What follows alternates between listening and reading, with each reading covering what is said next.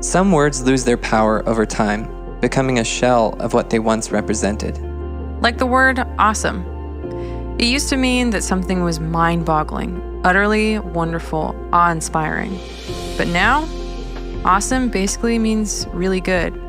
Its meaning has become watered down. We've done something similar to the word peace. Kaylee, what comes to your mind when you hear the word peace? I think of people protesting wars, hippies, drugs, and peace signs. Maybe some listeners consider Eastern ideas of tranquility, harmony, or Zen, everything fitting together in an intentional way. But these ideas are shallow in comparison to the Hebrew concept of peace, the idea of shalom.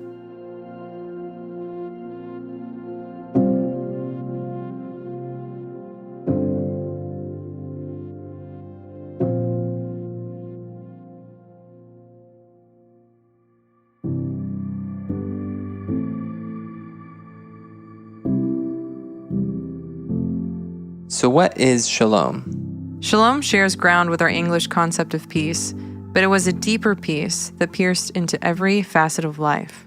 Synonyms for shalom included completeness, welfare, safety, soundness of body, health, prosperity, tranquility, and contentment. It wasn't just an absence of war, it really played out in 5 different planes. First, it played out individually. Shalom, as a greeting and blessing, sought the physical health, contentment, and the rest of the recipient. Shalom is something people could experience within themselves. Second, it had to do with the collective. Shalom had to do with friendships and human relationships. When there was shalom between people, there was trust, mutual respect, and loyalty. Modern sociologists summarize these qualities with the term social trust. When we survey various cultures, we see that those living this way thrive. When we respect and trust each other, we naturally work toward our mutual benefit. Third, shalom included harmony between us and the world. This meant peace with the earth, which we were created as gardeners and stewards of. The Hebrew law made clear that the land itself belonged to the Lord, so to mistreat the land was sin against God. Fourth, shalom also meant harmony and equity within worldly governance. A nation did not have shalom if their laws were oppressive. Shalom had to do with peace between nations. Ancient people lived in constant tension and fear of invasion. They didn't have warnings of foreign invasion. Most of the time, they wouldn't learn of an invasion until the enemy suddenly arrived. On average, cultural destruction through war has occurred every 80 years throughout human history, which means that most generations saw their land ravaged by war at some point. Shalom, in its fullness, included an end to such war, complete with swords being refashioned into plowshares, a tool that helps produce life.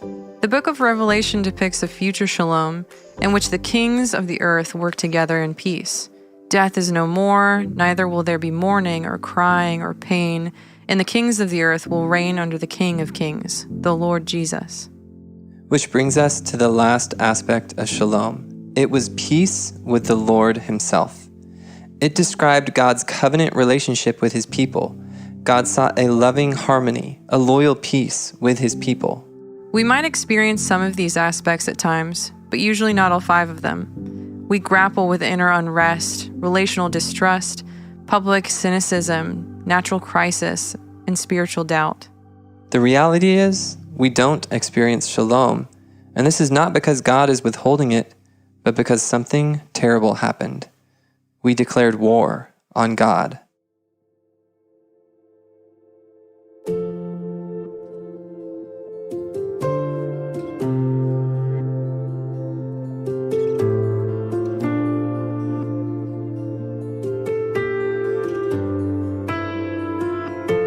In Genesis 1, humans are described as being made in God's image, and to the ancient Near East, that phrase was only used to describe royal lines and priests.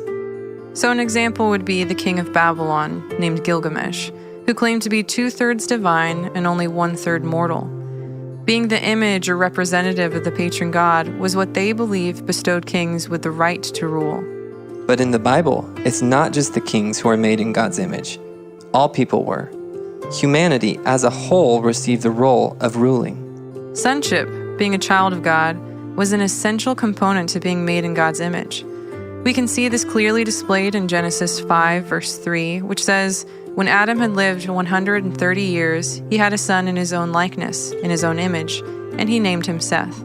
So what did the author of Genesis mean by the language of being made in the image and likeness of someone else? This was the language of sonship. And this was a radical departure from the ancient Near Eastern worldview. Divine sonship didn't just belong to kings, it belonged to everyone. This didn't mean that everyone should do whatever they happen to see fit. In fact, the Bible repeatedly warned against that mentality.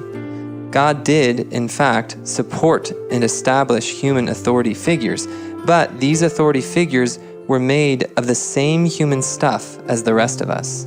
They had a special role, but nothing within their nature made them better than anyone else, and they would have to give an account for their leadership. This concept was unique to the Israelite worldview. In Genesis 1 and 2, we're introduced to the first royal representatives of humanity, Adam and Eve. As the patriarchs of humanity, they were our first high king and queen, the de facto representatives of humanity. There was shalom in the garden, and they were supposed to bring that shalom to the whole earth, to be fruitful and multiply, to fill the earth and cultivate it. They were supposed to push back the boundaries of the wilderness until shalom filled the whole earth. Bookmark that idea, that mankind's first job was to be fruitful and multiply. That is, have children and together fill and subdue the earth, extend the garden. Those roles will come up again in a second. Rather than follow God in their commission, we read in Genesis 3 that Adam and Eve joined a seditious coup against the Lord. They weren't just eating a forbidden fruit. They were taking sides with the devil in his war against God. They were exalting themselves as rivals to God. They were asserting their own definition of right and wrong, good and bad, that would be independent of the Lord. When they ate, our first king and queen declared war on God's kingdom. Shalom was shattered, and a curse was established instead. Humanity was exiled from the garden into the wilderness. And humanity received a consequence that totally inverted their commission. They were to be fruitful and multiply, but now their rebellion would cause childbearing to be marked with relational pain. They were to cultivate the earth into a garden, but now, because of humanity's rebellion, the ground itself was cursed. It was hardened, producing thorns and briars. Gardening would be much more difficult. As a result of our attempted coup, chaos multiplied until the Lord intervened with a flood, a reversal of creation itself. But God didn't give up on us. In an echo of the first creation, God separated the waters once more, creating dry land and trees. Then he renewed his blessing and commission to humanity. But then, the fall narrative happened all over again. Noah cultivated a new garden, a vineyard this time. But when he got drunk on the fruit, another curse was established, this time upon Noah's grandson, Canaan. Shalom continued to fracture as our rebellious chaos kingdom, marked by curses, spread seeds of a long history of rivalry, oppression, and war. Another garden, another curse, a continued spiral in chaos. But the Lord was committed to establishing shalom, so he chose a family to assist him in that purpose. A very chaotic family. It's hard to read the stories of Abraham, Isaac, and Jacob and describe them as a family of shalom. But just as God made life from dust, he carved shalom from the most unlikely places. The prophets foretold of a future king who would establish shalom on the earth. Isaiah 9:6-7 says, "For to us a child is born, for to us a son is given, and the government shall be upon his shoulders, and his name shall be called Wonderful Counselor, Mighty God, Everlasting Father, Prince of Shalom." Of the increase of his government and shalom there will be no end, on the throne of David and over his kingdom, to establish it and to uphold it with justice and righteousness from this time forth and forevermore. The zeal of the Lord of hosts will accomplish this.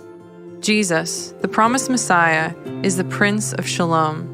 Through his life, he demonstrated what it looked like to establish shalom. Think of his life, relationships, and miracles. He healed the sick and the demon-oppressed, creating shalom on the individual level. He healed lepers and befriended tax collectors, restoring them to their communities. He spoke to a violent storm that threatened to capsize his boat and kill his disciples. He told the storm to be still, and it was. He turned away from leading a revolt against Rome, a revolt that his followers desperately wanted.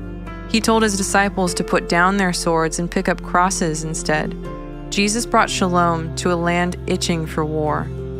Jesus was bringing shalom back to the creation itself, which was groaning and churning in the aftermath of the ancient rebellion. And on the cross, in his central culminating act, Jesus restored the broken shalom between God and man. He stepped into the rift and sealed it by his own blood.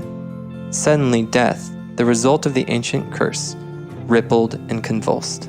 There's an odd text, Matthew 27, verse 53, that describes a sort of shock wave that burst from Jesus' cross.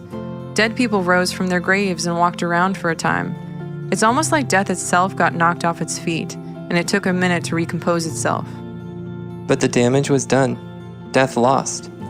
Jesus had successfully established a counterinsurgency, a new kingdom within the rebellious earth. Mankind would no longer be trapped in Adam and Eve's war against God. Jesus established a kingdom of renewed shalom and invited the whole earth back to God. It wasn't by mere chance that Jesus received a crown of thorns. Remember, Adam, the first king, was cursed with the advent of thorns and thistles. But on the cross, Jesus took the place of the rebel king. He wore a crown of the cursed wilderness. Jesus experienced the thorns and thistles of the curse.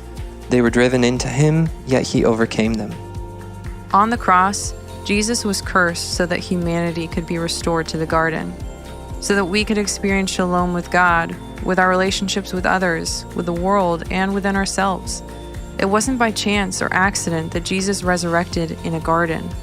And we see in the work of the New Testament church, the apostles, reminding the early followers of Christ to live peaceably with their family, church, city, and God. Even creation was described as eagerly awaiting the release from its bondage to decay and to be brought into the incredible freedom of the children of God. It's like entropy and decay would one day fade from the story. God's original plan to make a flourishing garden earth was back. And in Revelation, at the end of the story, heaven and earth become one. The river of the water of life that was depicted in Ezekiel as causing the desert to bloom and sprout now flows from the city of God. And the tree of life grows there. Instruments of war are retooled as farming tools. And children are depicted as playing with vipers' nests without fear of danger. King Jesus, the Prince of Shalom, has established his rule over everything and everyone. And this shalom will grow forever, as Isaiah foretold, of the increase of his government and his shalom there will be no end.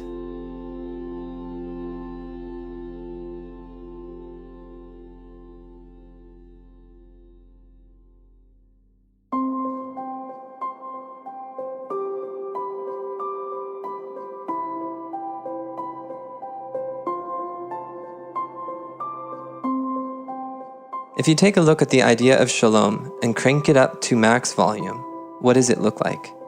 It looks like the kingdom of heaven with Jesus as king. But what does it look like for us now?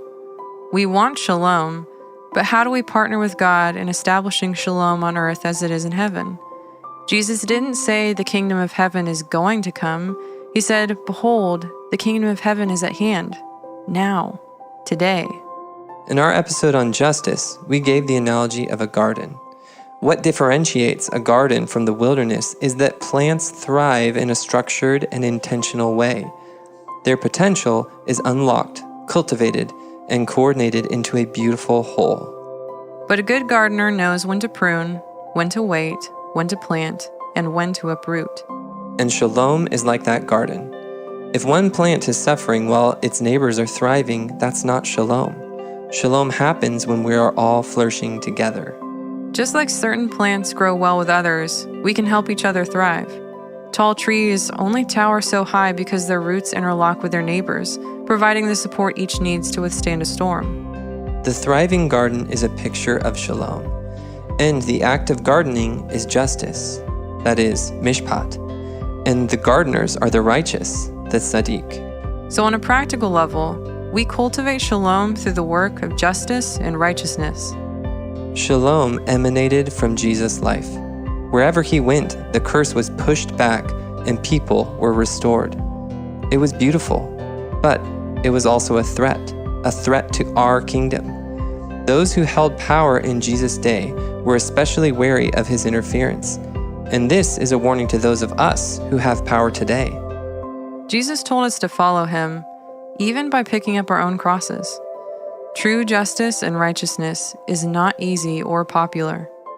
It's costly. It often stirs opposition from brokers of power, both political and religious. Jesus walked through all of this, but shalom is worth it. We know how the story ends. Will we follow Jesus there? Are we willing to set aside our own comfort, reputation, wealth, and power, maybe even our own lives, so that our neighbors can flourish? Will we set aside superficial peace to partner with God in establishing shalom? The Master Gardener calls us to this task. It's his garden, and he is worth whatever cost. We'll leave with a quote from Isaiah 32, verse 17. The effect of righteousness will be shalom, and the result of righteousness, quietness and trust forever.